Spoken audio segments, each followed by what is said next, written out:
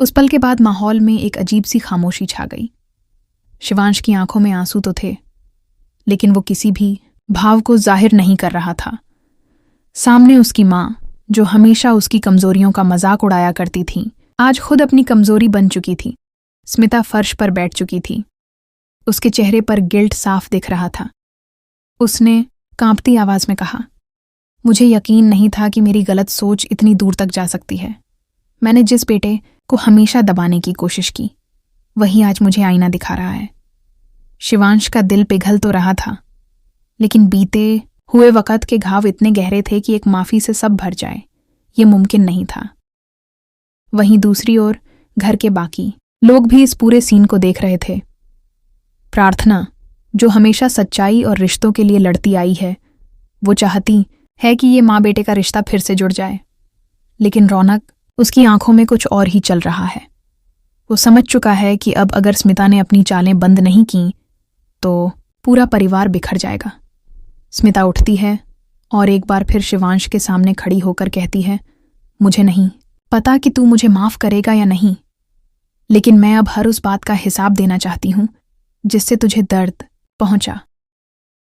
मैं तेरी मां हूं, लेकिन शायद मैं उस नाम के लायक कभी नहीं रही। शिवांश कुछ देर उसे देखता है और फिर कहता है, माफी मांग लेना आसान होता है मां, लेकिन माफ कर देना बहुत मुश्किल। आप आज सिर्फ मां बनकर नहीं, एक इंसान बनकर आई हैं जो अच्छा है, लेकिन ये रिश्ता, इसे दोबारा जोड़ने में वक्त लगेगा। इतना सुनते ही स्मिता की आंखों से बहते आंसू थमते नहीं।